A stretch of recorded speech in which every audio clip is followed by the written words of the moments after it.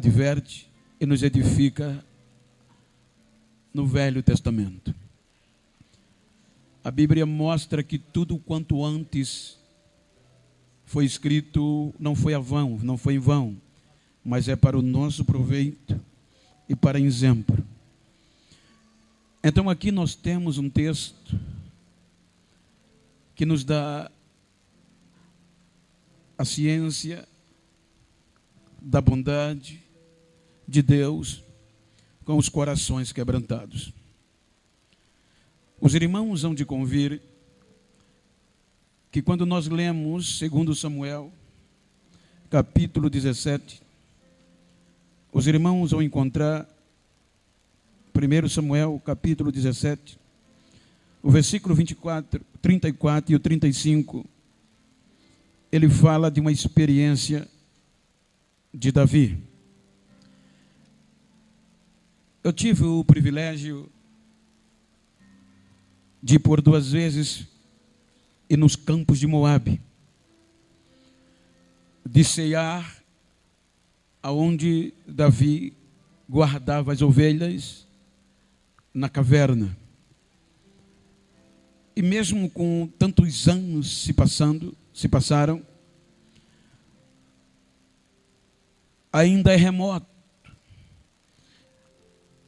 Ainda é algo que nós não consideramos moderno. Ainda é uma região simples.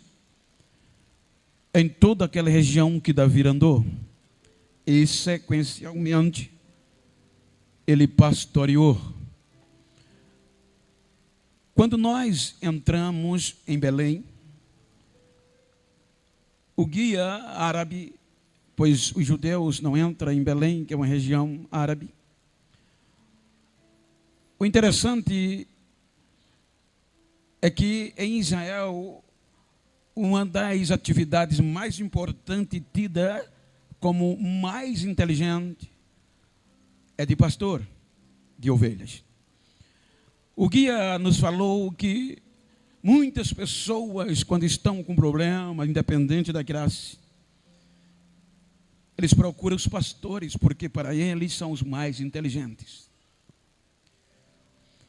Então, os irmãos observam que, como de uma família, os irmãos vejam de onde ele vem de Ruth. E, obviamente, aquela região que foi redimida por Boaz, por isso que é o campo os campos de Boaz. Quando nós analisamos o desenvolver de Davi, eu volto a dizer, até hoje é uma região que não te atrai, se não fosse a história. Uma região muito simples. E Davi, com a simplicidade, ele vai desenvolver a profissão, digamos assim, o ofício de pastor, mas pastor de ovelhas. E o pastor de ovelha, literalmente falando, ele é solitário. Você anda pelos desertos,